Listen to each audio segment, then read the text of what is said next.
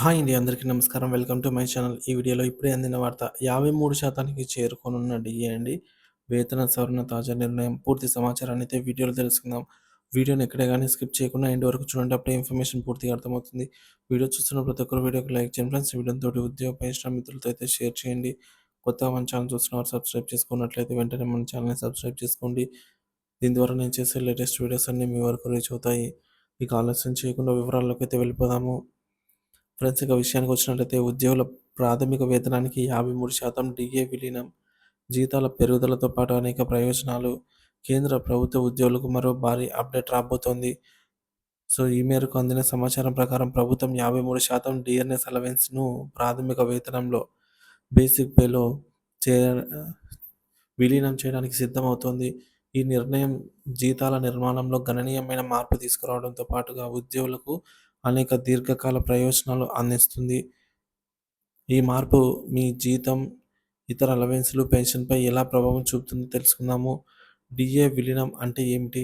ప్రస్తుతం కేంద్ర ప్రభుత్వం ఉద్యోగులకు తమ ప్రాథమిక వేతనాన్ని అనగా 53% డీఆర్ఎస్ అలవెన్స్‌ను పొందుతున్నారు. ఇది 2024 అక్టోబర్ 16న 3% పెంపుతో 53%కి చేరుకుంది. డీఏ విలీనం అంటే ఈ శాతాన్ని మొత్తాన్ని ఉద్యోగుల ప్రాథమిక వేతనంలో చేర్చడం. గతంలో 5వ మరియు 6వ సంఘాల్లో కూడా డీఏ 50%కి పైగా పెరిగినప్పుడు ఇదే విధానాన్ని అనుసరించారు. ప్రస్తుతం 7వ వేతన సంఘం ఆధారంగా ప్రభుత్వం ఈ మార్పులు తీసుకురావడానికి ప్రయత్నం చేస్తోంది. కేంద్ర ప్రభుత్వ మంత్రి అశ్విని వైష్ణవ్ ప్రకారంగా ఈ విషయం మీద చర్చలు కొనసాగుతున్నాయి. త్వరలో అధికారిక ప్రకటన కూడా విడుదల అయ్యే అవకాశం ఉంది. 53% డీఏ విలీనం వల్ల ఉద్యోగులకు లభించే ప్రయోజనాలు ఈ విధంగా ఉన్నాయి. జీతాల పెరుగుదల. డీఏ విలీనం తర్వాత ప్రాథమిక వేతనం బేసిక్ పే అనేది శాశ్వతంగా పెరుగుతుంది. ఇది ఉద్యోగుల జీతం మాత్రమే కాకుండా పెన్షన్ మరియు ఇతర అలవెన్స్‌లకి కూడా సానుకూల ప్రభావాన్ని చూపుతుంది. అలవెన్స్‌ల ఆదాయం. ప్రాథమి ప్రాథమిక వేతనం పెరిగిన తర్వాత house rent allowance, travel allowance వంటి అనేక ఇతర అలవెన్స్‌లు కూడా పెరుగుతాయి.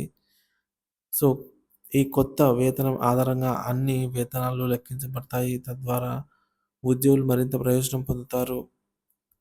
పెన్షన్ ప్రయోజనాలు. పెరిగిన ప్రాథమిక వేతనం ఆధారంగా పెన్షన్ కూడా గణనీయంగా పెరుగుతుంది. ఇది ఉద్యోగ రిటైర్మెంట్ తర్వాత ఆర్థిక భద్రతను పటిష్టంగా చేస్తుంది. ఇక భవిష్యత్తు డీఏ పెంపులపై ప్రభావం. డీఏ పెంపులపై ప్రభావం, భవిష్యత్ కార్యాచరణ. డీఏ విలీనం తర్వాత కూడా ప్రభుత్వం ప్రతి ఆర్థిక సంవత్సరం మార్చి మరియు సెప్టెంబర్, అక్టోబర్ నెలల్లో డీఏ పెంపు ప్రకటించడం కొనసాగుతోంది. ఇది ప్రాథమిక వేతనం పెరిగిన కారణంగా మరియు మరింత లాభదాయకంగా ఉంటుంది.